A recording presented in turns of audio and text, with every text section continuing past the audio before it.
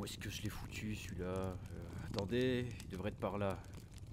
Ah, le voilà. 20 000 lieues sous les mers, écrit en 1869 par l'illustre Jules Verne. On a tous déjà entendu parler du capitaine Nemo, du Nautilus ou encore de grands poulpes marins style Kraken, qu'on soit féru de lecture ou non d'ailleurs. Ces éléments cultes sont rentrés dans notre pop culture. Perso, je savais que le livre existait, mais j'ai jamais vraiment fait l'effort de le lire et de découvrir d'où ces refs venaient vraiment. Alors je l'ai lu, et il y a des trucs à dire. Installez-vous confortablement et voyageons ensemble dans cet univers aquatique tout bonnement fascinant.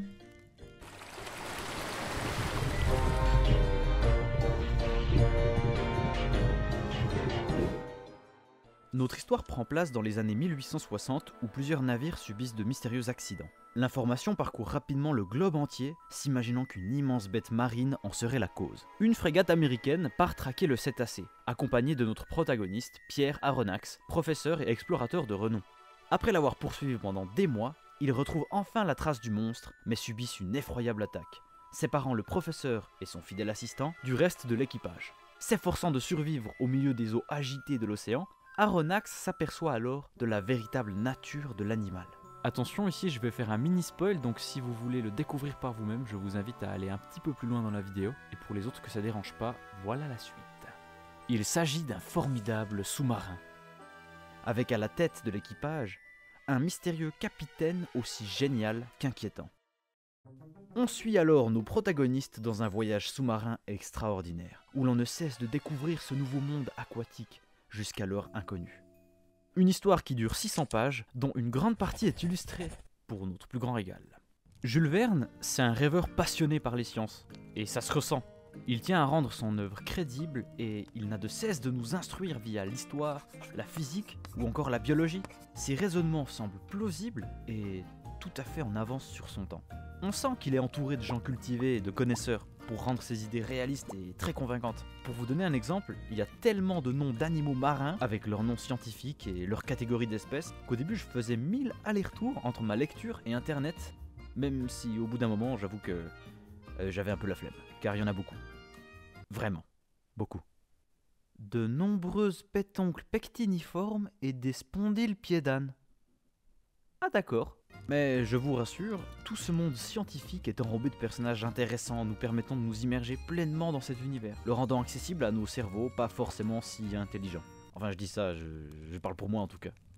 Je pense notamment au chasseur de baleines Ned Land qui vient contraster avec les autres personnages par son tempérament assez bourru de marin très terre à terre. Ouais, big up à toi Ned, vraiment, change pas.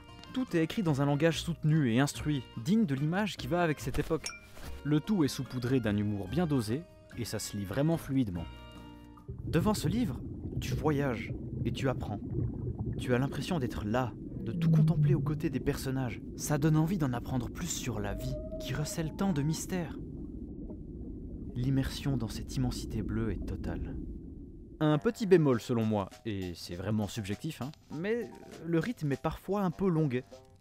Au début, il y a un fil rouge bien clair qui nous plonge rapidement dans l'intrigue. Puis ensuite, par-dessus, c'est plutôt un enchaînement de petits moments clés qui, narrativement, pourraient être un peu dans n'importe quel ordre au final. Ce n'est pas un problème en soi, car ces moments sont plaisants à lire et découvrir. C'est juste que des fois, ils sont couplés à un grand nombre d'infos historico-scientifiques un peu superflues, comme des noms de navires, de capitaines, des dates, des termes chauds à comprendre. Il m'arrivait de décrocher de la trame principale qui, par moments, ne semblait pas trop avancer. Mais ce n'est clairement pas une majorité. Dans l'ensemble, ça fonctionne super bien.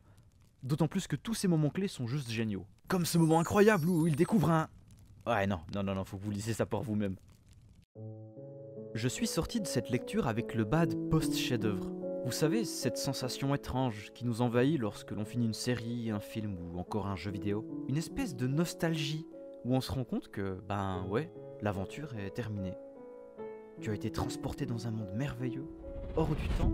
Tu as connu des personnages attachants qui ont évolué avec toi. Mais voilà, maintenant, c'est fini. Faut repasser à la vie normale. Il ne t'en reste plus que le précieux souvenir, à la fois doux et amer. Et 20 000 lieues sous les mers fait clairement partie de ces œuvres qui marquent.